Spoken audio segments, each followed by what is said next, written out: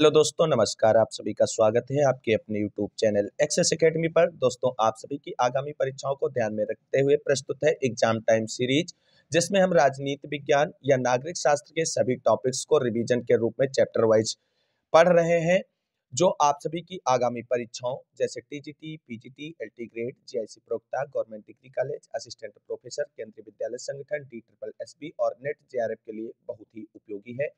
दोस्तों, आज की इस वीडियो में हम राजनीति विज्ञान के अंतर्गत भारतीय राजनीतिक विचारकों के पहले टॉपिक को पढ़ेंगे, जिसमें हम मन और मन के सिद्धांतों के बारे में विस्तार पूर्वक पढ़ने वाले हैं।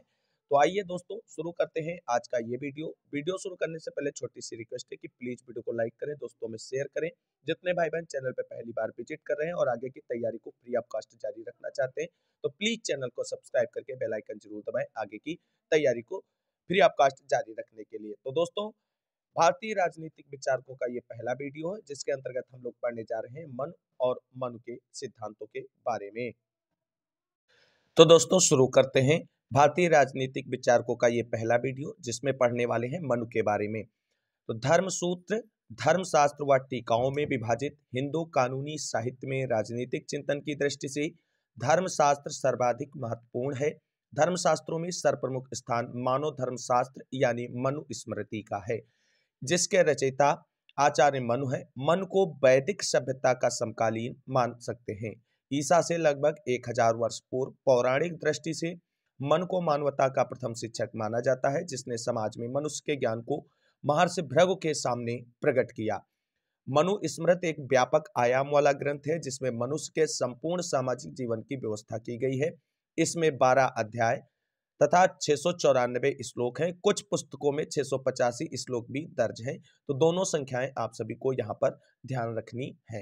एक तो 2694 श्लोक और कुछ पुस्तकों में ये संख्या 685 मिलती है, तो दोनों को याद रखना है और जो आपके प्रश्न में आए उसको टिक करके आगे बढ़ सकते हैं। मनुस्मृति को मनु संहिता, मानव धर्मशास्त्र या मानव शास्त्र भी कहा जाता है। तो मनु स्मृति के अन्य नाम कौन कौन से हैं? तो मनु संहिता है, मानव धर्मशास्त्र है और मानव शास्त्र, इन नामों से भी इसे जाना जाता है। मनुस्मृति के रचयिता मनु को मानव जाति का जनक, पृथ्वी का प्रथम राजा तथा प्रथम विधिवेत्ता माना जाता है। ऋग्वेद में मनु को मानव सृष्टि का प्रवर्तक तथा समस्त मानव जाति का पिता कहा गया है। मुगल शासक शाहजहां के विद्वान पुत्र दारा शिकोह का कथन है, ब्राह्मणों का मन वही है जो मानव जाति का पूर्वज समझा जाता है और जिसको यहूदी, ईसाई व मुसलमान आदम के नाम से पुकारते हैं। पश्चिमी विचारक नीत्शे, जो जर्मनी के थे, उनके अनुसार मनुस्मृति बाइबिल की अपेक्षा कहीं अधिक अनुपम, उत्कृष्ट और बौद्धिक ग्रंथ है। मनुस्मृति मूलतः धर्मशास्त्र पर लिखा गया प्रबंध है, जिसमें यथा अवसर राज्यशास्त्र का भी विवेचन किया गया है। मनुकालीन भारत में धर्म ही संपूर्ण सामाजिक, राजनीतिक, आर्थिक, सैनिक, न्यायिक व नैतिक व्यवस्था का मूल आधार था। गांधी जी ने भी लिखा है कि धर्म से रहित राजनीति मृत्यु का फंदा है, क्योंकि वह आत्मा को मार डालती है। मनुस्मृति का प्रथम अंग्रेजी अनुवाद 1794 ईस्वी में सर विलियम जोन्स ने ऑर्डिनेंसेज ऑफ मनु के नाम से किया है। तो यहाँ पर आप सभी लोगों के लिए इंपॉर्टेंट पॉइंट बन जाता है कि मनुस्मृति का सबसे पहले अंग्रेजी में अनुवाद कब किया गया? 1794 ईस्वी में। किसने किया? सर विलियम जोन्स ने किया। किस नाम से किया? तो ऑर्डिनेंसेज ऑफ मनु के नाम से किया। मनुस्मृति का दार्शनिक आधार ना तो आदर्शवाद अर्थात चेतना और न ही भौतिकवाद अर्थात जड़ पदार्थ है, बल्कि दोनों का अस्तित्व एक साथ देखने को मिलता है। अब मनुस्मृति में वर्णित राजनीतिक विचारों पर नजर डालते हैं। तो सबसे पहले राज्य का आधार धर्म व दंड है। धर्म शब्द संस्कृत भाषा के द्रि धातु से बना है, जिसका अर्थ होता है धारण करना। उसका तात्पर्य वह सभी गुण, तत्व, नियम व व्यवस्थाएं हैं जिन्हें प्रत्येक मानव को धारण करना चाहिए, अर्थात प्रत्येक व्यक्ति को अपने निर्धारित कर्तव्यों व स्वधर्म का पालन करना चाहिए। यही मनुस्मृति का प्रमुख आधार है। धर्म राज्य का मूल आधार है। राज्य का अस्तित्व ही धर्म के प्रवर्तन के लिए है। राज्य एक ऐसी संस्था है जो धर्म आधारित मानदंडों को स्थापित करती है। जहां राज्य का मुख्य आधार बिंदु धर्म है, वहीं धर्म भी राज्य पर अवलंबित है, क्योंकि शक्ति के द्वारा ही धर्म की सुरक्षा संभव है। मनु ने धर्म, अर्थ व काम पर बल देते हुए त्रिवर्ग सिद्धांत का प्रतिपादन किया है। तो यहां से एक प्रश्न बन सकता है कि त्रिवर्ग सिद्धांत का प्रतिपादन किसने किया है? तो प्राचीन भारतीय विचारकों में त्रिवर्ग सिद्धांत का प्रतिपादन आचार्य मनु ने किया है। ये इंपॉर्टेंट पॉइंट यहां से आप सभी लोगों के लिए हो जाता है। आगे देखते हैं दोस्तों, मनुस्मृति में राज्य शक्ति व संप्रभुता को दंड कहा गया है। दंड राज्य की ऐसी भौतिक व शारीरिक शक्ति का प्रतीक है जो अपनी बाध्यकारी शक्ति द्वारा धर्म के मानदंडों को समाज में लागू करवाता है। इस प्रकार धर्म, राज्य व दंड परस्पर संबंधित हैं। राज्य धर्म पर तथा धर्म राज्य व दंड पर निर्भर है। दंड धर्म यानी विधि का सहाय है, उसके ऊपर नहीं है। मनुस्मृति में वर्णित दंड ही राज्य शास्त्र या आधुनिक शब्दावली में संप्रभुता है। दंड सर्वोपरि सत्ता है। राज्य दंड का स्वामी नहीं बल्कि अभिकर्ता मात्र है। स्वयं राजा दंड की संप्रभु शक्ति के अधीन है। दंड का दुरुपयोग किए जाने पर यह दंड ही राजा को नष्ट कर देता है। मनु कहते हैं, राजा द्वारा धर्म के विरुद्ध किया गया दंड प्रयोग इहलोक में राजा की अपकीर्ति तथा परलोक में नरक गमन का कारण बनता है। प्राचीन हिंदू शास्त्रों में शासन के सिद्धांतों को दंड नीति की संज्ञा दी गई है। तो यहां से भी एक पॉइंट क्लियर होता है कि प्राचीन हिंदू शास्त्रों में शासन के सिद्धांतों को किस नाम से जाना जाता था, तो दंड नीति के नाम से जाना जाता था। मनु के अनुसार दंड ही प्रजा पर शासन करता है, राजा तो दंड के प्रयोग का माध्यम है। मनु का प्रसिद्ध कथन है, जब सब लोग निद्रा मग्न होते हैं तो दंड उन्हें जागरूक रखता है। कौटिल्य के शब्दों में दंड नीति अलाधार्धी लब्ध परिरक्षिण रक्षित विवर्धिना, अर्थात दंड नीति अपर्याप्त को पर्याप्त करती है, प्राप्त की रक्षा करती है तथा रक्षित में वृद्धि करती है। समझौतावादी विचारक टॉमस हॉब्स भी दंड के महत्व को स्वीकार करते हुए कहते हैं, जो प्रतिज्ञा पत्र शक्ति की नींव पर नहीं टिके हों वह कोरे शब्द जाल हैं जो मानव की सुरक्षा में सर्वथा असमर्थ हैं। अब बात कर लेते हैं मनु की राज्य के उत्पत्ति के दैवी सिद्धांत के बारे में। मनुस्मृति के 7वें अध्याय में राज्य की उत्पत्ति का दैवी सिद्धांत वर्णित है। ईश्वर ने पृथ्वी पर मत्स्य न्याय की समाप्ति तथा कानून व व्यवस्था सृजन के लिए राजा की व्यवस्था की है। तो यहां से एक प्रश्न बनेगा कि राज्य की उत्पत्ति के किस सिद्धांत का समर्थन आचार्य मनु ने अपनी पुस्तक मनुस्मृति में किया है, तो राज्य की उत्पत्ति के दैवी सिद्धांत का समर्थन किया है अपनी पुस्तक मनुस्मृति में। मनुस्मृति में राज्य की नहीं बल्कि राजा की उत्पत्ति का वर्णन है और उसी बिहाफ पे राज्य का निर्धारण किया जाता है। मनु के अनुसार राजा सूर्य, चंद्रमा, यम, कुबेर, इंद्र, वरुण, पवन व अग्नि यानी सृष्टि की इन 8 महत्वपूर्ण दैवी शक्तियों व तत्वों से निर्मित है। सूर्य से प्रताप, यम से क्रोध, इंद्र से प्रभुत्व, कुबेर से धन, चंद्रमा से आनंद, वरुण से शीतलता और पवन से तीव्रता, अग्नि से ताप लिया गया है। राजा के साथ दिव्य व दैवी शक्ति का यह संयोग निरंकुश राजतंत्र का प्रतीक है। ऐसा राजा अपने कार्यों के लिए ईश्वर के प्रति ही उत्तरदायी होता है, न कि प्रजा के प्रति। मनु के अनुसार ईश्वर द्वारा उत्पन्न ऐसा राजा भले ही बालक हो, लेकिन उसे मर्त्य प्राणी समझकर उसकी अवज्ञा नहीं करनी चाहिए। भूल से भी राजा का अपमान या विरोध नहीं करना चाहिए। प्रजा को अनिवार्य रूप से शासक की इच्छाओं का पालन करना चाहिए, क्योंकि उसकी इच्छा ईश्वरीय इच्छा का प्रतीक है। इस दृष्टि से मन पर प्रायः यह आरोप लगाया जाता है कि उन्होंने राजा को अधिनायक या पूर्ण सत्ताधारी बना दिया है, जिसमें प्रजा का पावन कर्तव्य राजा के आगे नतमस्तक होना है। केपी जायसवाल अपनी प्रसिद्ध पुस्तक Hindu polity a constitutional history of India in Hindu times में लिखते हैं कि मानव धर्मशास्त्र अर्थात मनुस्मृति राजा की उत्पत्ति का दैवी सिद्धांत स्थापित करके और राजत्व में देवत्व का आरोपण करके राजा को निरंकुश तंत्र यानी डिस्पोटिज्म के लिए संभावित अनुमति पत्र दे देता है। तो केपी जायसवाल का ये प्रसिद्ध स्टेटमेंट आप सभी लोगों को ध्यान रखना है, जो मनुस्मृति के बारे में दिया गया है।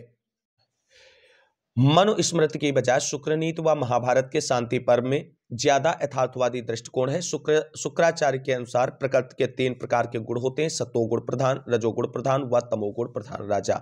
इसमें सतोगुण प्रधान राजा ही दैवी उत्पत्ति वाला है तथा उसकी सत्ता निर्विवाद है। रजोगुण वाला राजा जो मानव अंश वाला है तथा तमोगुण वाला असुर अंश वाला राजा है। इन दोनों राजाओं का विरोध हो सकता है, जबकि मनु इतने आदर्शवादी हैं कि वे राजा को सिर्फ सतोगुणी ही मानते हैं। महाभारत में यहां तक लिखा है कि यदि कोई राजा प्रजा की रक्षा करने तथा धर्म के अनुसार शासन संचालन में असमर्थ है तो प्रजा को चाहिए कि वह उसे पागल कुत्ते की तरह मार दे, परंतु आचार्य मनु राजा के वध या उसके प्रति विद्रोह की आज्ञा नहीं देते हैं।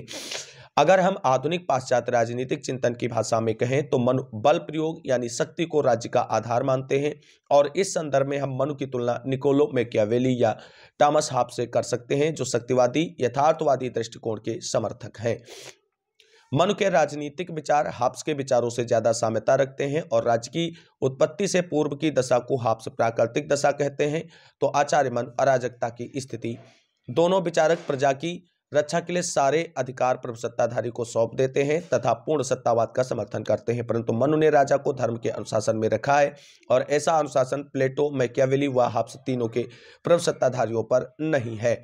अगर हम उच्च चरित्र व ज्ञान की दृष्टि से देखें तो मनु स्मृति का राजा प्लेटो के दार्शनिक राजा के तुल्य होगा, पर मनु का राजा प्लेटो के दार्शनिक राजा की तरह प्रबुद्धशील, निरंकुश या विवेकशील अधिनायकवादी नहीं हो सकता, क्योंकि मनु का राजा धर्म के अधीन है, यानी वह प्रचलित कानूनों से बंधा हुआ है। मनु का स्पष्ट मत है कि राजा स्वयं उस कानून के अधीन है जिसे राजा ने नहीं बल्कि विद्वानों ने बनाया है, जबकि प्लेटो का दार्शनिक राजा कानूनों से ऊपर है और कानून के नियंत्रण अधीन नहीं है। धर्म के अधीन होने के कारण ही मनु का राजा फ्रांस के राजा लुई 14वें की तरह यह नहीं कह सकता कि मैं ही राज्य हूँ, मेरी इच्छा ही कानून है। मनु का राज्य सैनिक व पुलिस राज्य नहीं बल्कि यह विकेंद्रीकृत व लोक कल्याणकारी राज्य है। राजा के कर्तव्य क्या है? तो मनु के अनुसार राज्य के प्रमुख कर्तव्य है प्रजा रक्षण यानी प्रजा की रक्षा प्रथम कर्तव्य है, और प्रजाजन यानी जन कल्याण तथा सामाजिक व्यवस्था की रक्षा करना। आप देखते हैं मनु और मनु स्मृति में वर्णित राज्य के सप्तांग सिद्धांत के बारे में। मनु का राज्य सायवी या जैविक राज्य है और ऐसा राज्य जिसकी तुलना एक ऐसे जीवित प्राणी से की जाए जिसके विभिन्न अंग हों।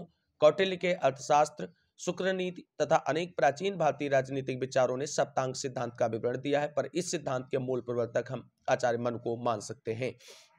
मनु राज्य के अंगों यानी घटकों के लिए प्रकृति शब्द का प्रयोग करते हैं और उनके अनुसार राज्य की 7 प्रकृतियां हैं।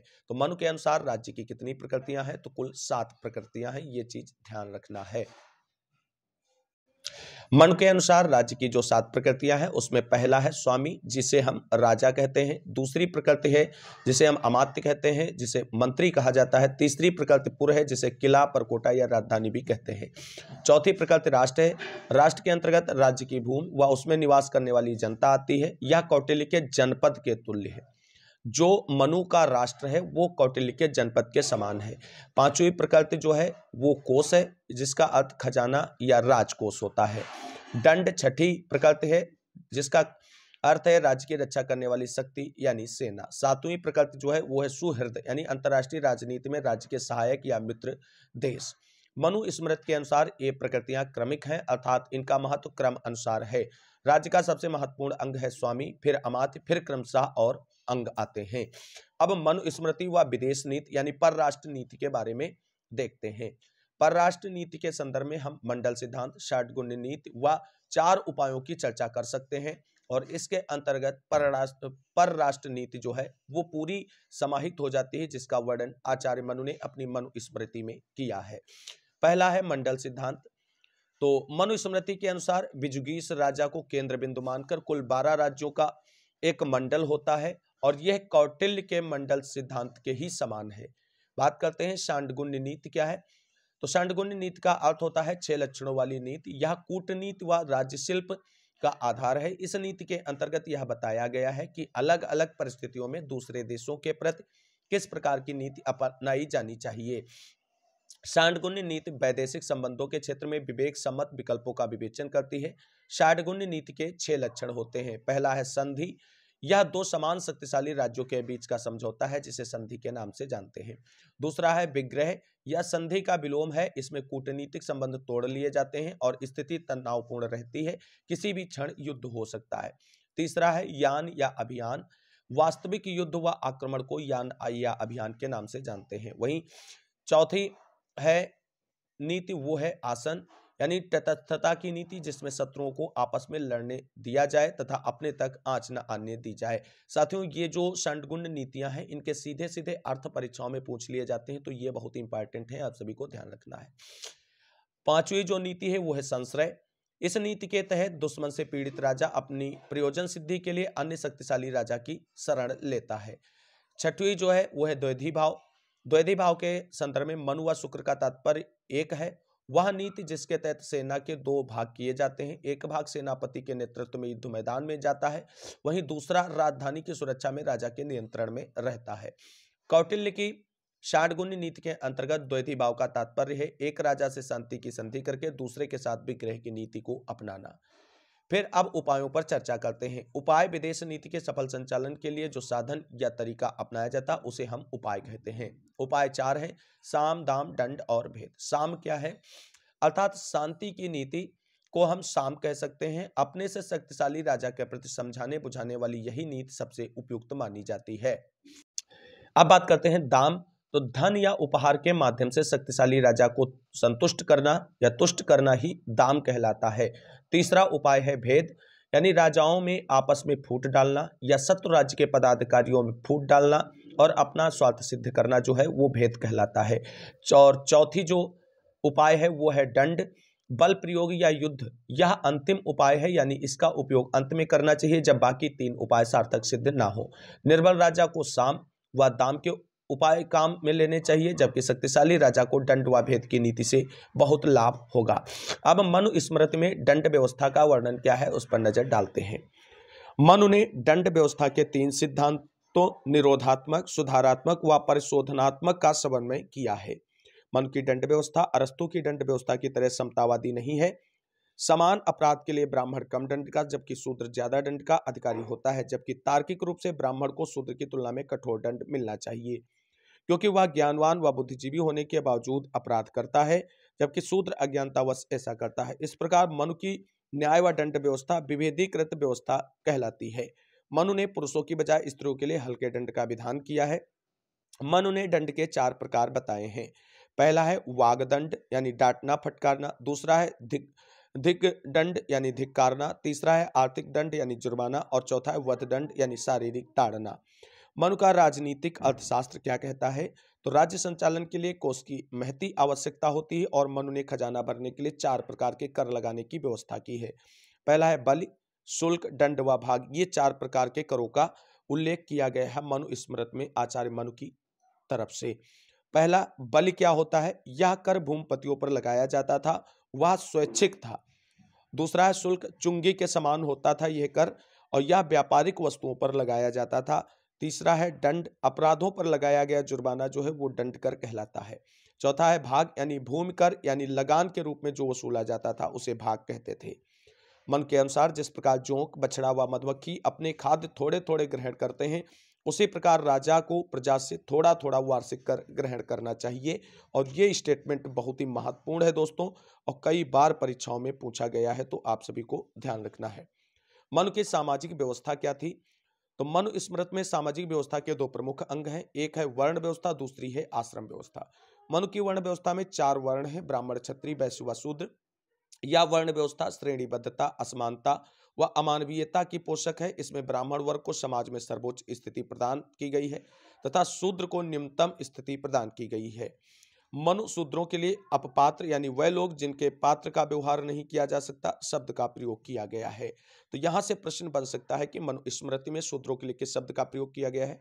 तो यहां पर शूद्रों के लिए अपपात्र शब्द का प्रयोग किया गया है। मनु समर्थित यह वर्ण व्यवस्था सामाजिक समरसता व समानता की पूर्ण अवहेलना करती है, क्योंकि यह कर्म आधारित न होकर जन्म आधारित है। आगे देखते हैं दोस्तों, तो मनु दासत्व को शूद्र की स्वाभाविक नियति मानते हैं और मनु के अनुसार यदि स्वामी मुक्त भी कर दे तो भी शूद्र दासत्व से मुक्त नहीं हो सकता, क्योंकि दासत्व उसका स्वाभाविक कर्म है। मनु के यह विचार तो अरस्तु के विचारों के समतुल्य है कि कुछ व्यक्ति जन्म से ही मालिक व दास बनने के लिए पैदा हुए हैं। जिस प्रकार अरस्तु जाति पक्षपात करता है कि यूनानी कभी दास नहीं हो सकते, उसी प्रकार मनु भी मानता है कि ब्राह्मण, क्षत्रिय तथा वैश्य की दासता निषेध है। दंड, न्याय, न्यायिक प्रक्रिया, मंत्रिपरिषद में प्रतिनिधित्व का निषेध आदि सभी प्रसंगों में मनु ने शूद्रों के प्रति घोर असमानता व भेदभावपूर्ण व्यवहार का समर्थन किया है। यहाँ तक कि मनु ने इस वर्ण को शिक्षा से भी वंचित कर दिया है। मनु स्मृति में एक स्थान पर लिखा है, यदि शूद्र के कान में गलती से वेद का मंत्र पड़ जाए तो उसके कानों में पिघला हुआ शीशा डालकर उसे दंडित किया जाना चाहिए। दलितों के मसीहा बाबा साहब अम्बेडकर, जिन्हें आधुनिक मनु भी कहा जाता है, ने इन्हीं व्यवस्थाओं के कारण मनु स्मृति को जलाकर मनुवाद का विरोध किया था। मनु की सामाजिक व्यवस्था काफी कुछ प्लेटो की समाज व्यवस्था से मिलती जुलती है। प्लेटो ने समाज को 3 वर्गों में बांटा है, दार्शनिक, सैनिक व उत्पादक वर्ग। दार्शनिक वर्ग ब्राह्मण के समतुल्य, क्षत्रिय वर्ग सैनिक के समतुल्य तथा उत्पादक वर्ग वैश्य के समतुल्य है। जहां प्लेटो ने चौथे वर्ग दास का वर्णन नहीं किया, वहीं मनु ने शूद्र के रूप में उसका वर्णन कर दिया है। मनु प्लेटो के विपरीत क्षत्रियों को राजसत्ता सौंपता है, जबकि प्लेटो दार्शनिक वर्ग अर्थात ब्राह्मण को सत्ता सौंपने का कार्य करता है। कार्ल पापर ने अपनी पुस्तक open society and it's enemies में मनु का वर्णन करना भूल गया, क्योंकि मनु भी एक बंद व प्रतिगामी समाज व्यवस्था का प्रणेता है। मनु प्लेटो के विपरीत स्त्रियों को दोयम दर्जे का मानता है, जैसा कि अरस्तु मानता है। हालांकि मनुस्मृति में एक विरोधाभासी वाक्यांश मिलता है, यत्र नारेस्तु पूजन्ते रमन्ते तंत्र देवता, पर बाकी विचारों में मनु स्त्री को शिक्षा, सम्मान व स्वतंत्र सामाजिक व राजनीतिक भूमिका से वंचित करता है। इस प्रकार मनु घोर यथा स्थितिवादी व रूढ़वादी विचारक है। आगे देखते हैं दोस्तों, मनुस्मृति के अनुसार स्त्री, पुत्र तथा शूद्र तीनों सदा संपत्ति विहीन ही होते हैं। इनकी संपत्ति इनके पालनकर्ता की होती है। तो साथियों, ये था राजनीति विज्ञान के अंतर्गत भारतीय राजनीतिक विचारकों से संबंधित पहला वीडियो, जिसमें हमने आचार्य मनु, मनुस्मृति और आचार्य मनु के राज्य की उत्पत्ति के सिद्धांत, सप्तांग सिद्धांत, षाडगुण्य नीति तथा अन्य सभी महत्वपूर्ण पॉइंट्स को विस्तार पूर्वक पढ़ा। उम्मीद करते हैं ये वीडियो आप सभी की आगामी परीक्षाओं के लिए काफी हेल्पफुल साबित होगा। अगर आप सभी को वीडियो अच्छा लगा है तो लाइक करें, दोस्तों में शेयर करें और चैनल को सब्सक्राइब कर लें। आगे की तैयारी प्री आपकास्ट जारी रखने के लिए अब कंटिन्यूसली आपको पर डे एक वीडियो जरूर मिलेगा। पॉलिटिकल साइंस कंप्लीट हो जाएगी, उसके बाद आप सभी लोगों के लिए हिस्ट्री के वीडियोज भी अपलोड किए जाएंगे चैनल पर बहुत जल्द। तो आज के इस वीडियो में बस इतना ही, मिलते हैं अगली वीडियो में। तब तक के लिए सभी साथियों को जय हिंद, जय भारत, वंदे मातरम।